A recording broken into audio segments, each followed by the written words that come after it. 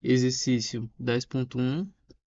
Usando a equação de Van der Waals juntamente com a equação de estado termodinâmica, avalie a derivada da energia interna em relação ao volume à temperatura constante para um gás de Van der Waals. Quando o enunciado pede para nós avaliarmos essa derivada, o que ele quer é que nós encontremos a expressão dessa derivada em termos de propriedades físicas.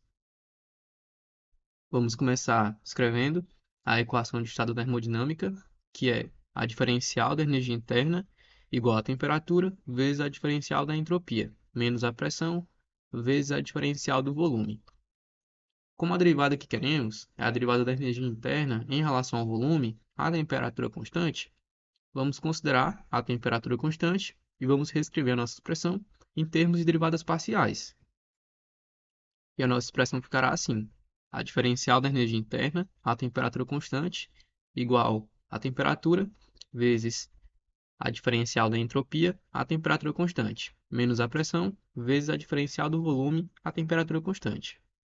Vamos dividir ambos os lados pela diferencial do volume à temperatura constante. Do lado esquerdo, vamos ter a diferencial da energia interna à temperatura constante dividida pela diferencial do volume à temperatura constante.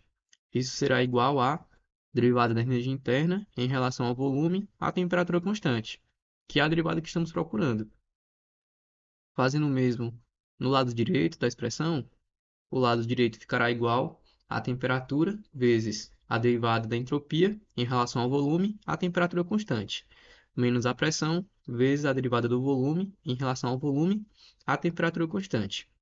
Como essa derivada é a derivada de uma variável em relação a ela mesma, essa derivada vale 1, e a nossa expressão fica assim.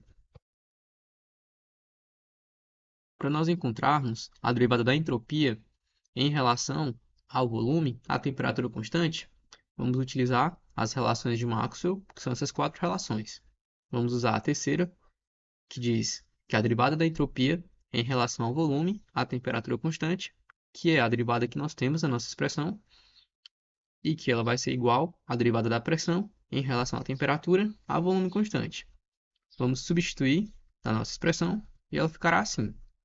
Para nós encontrarmos a derivada da pressão em relação à temperatura a volume constante, vamos utilizar a equação de Van der Waals, que é a equação pedida no enunciado. Vamos derivar a pressão em relação à temperatura a volume constante. Derivando, o resultado será R, que é a constante dos gases, dividido pelo volume molar menos B. Substituindo na nossa expressão, ficará assim.